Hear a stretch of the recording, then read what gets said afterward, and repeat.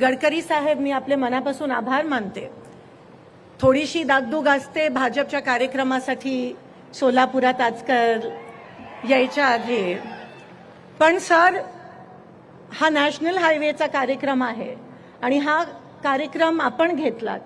आपण वैयक्तिक मला पत्र लिहिलं, कारण जेव्हा दिल्लीमध्ये पार्लमेंट सुरू असते तेव्हा एकमेव मंत्री ज्यांचा दरवाजा सगळ्यांसाठी उघडा असतो ते म्हणजे आमचे लाडके गडकरी साहेब.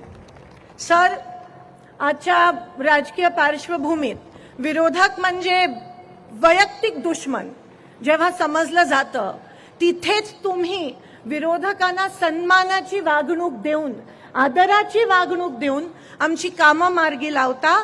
ते नवल आहे आमच्यासाठी आणि त्याबद्दल मी तुमचे मनापासून आभार मानते. माझ्यासारख्या एका कार्यकर्तीला हेच तुमचा स्वभाव बघून प्रोत्साहन मिळतं, ऊर्जा मिळते की तुमच्यापर्यंत, तुमच्या दरवाजापर्यंत काम घेऊन यायची हिंमत मिळते. कारण का सर, ती वैयक्तिक कामं नसतात, ती आमच्या मतदारसंघाच्या लोकांची कामं असतात. जेव्हा मी तुमच्याकडे आली होती 740 वळसंग मोहोळ बसवनगर महामार्गासाठी, रस्त्यासाठी, तेव्हा तुम्ही रिमार्क केलात. आणि रिमार्कच नाही केलात सर, पण जेव्हा तुम्ही ते काम मार्गी लावलं, जेव्हा त्या कामाला तुम्ही परवानगी दिली, जेव्हा त्या कामाला तुम्ही सँक्शन दिलं, तेव्हा तुमचं वैयक्तिक पत्र जेव्हा मला आलं तेव्हा मला मनातून आनंद झाला की सर, अशा नेतृत्वाची महाराष्ट्राला उणीव आहे. कदाचित जर तुम्ही महाराष्ट्राचे मुख्यमंत्री आज असता तर खरंच आमच्या महाराष्ट्राची परंपरा बळकट राहिली असती आणि आम्हाला अजून बळ मिळाला असता आणि महाराष्ट्र पुरोगामी विचाराचा महाराष्ट्र राहिला असता. सर, हे हिमतीने मला या ठिकाणी सांगावं लागतं. माझ्या वडिलांचे जवळचे मित्र सर, तुम्ही ते पण दिवस बघितले, बापू हो हो म्हणतायत त्या ठिकाणी.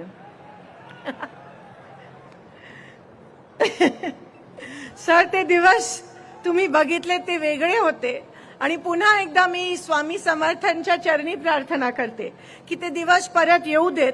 सर, ज्या रस्त्याची अनेक कामं आणि हायवेची कामं जी तुम्ही आज मंजूर केलेत, त्यासाठी मी सोलापूरकरांच्या वतीने तुमचे आभार मानते. खरं आमच्यासाठी खूप सोपं जाणार आहे.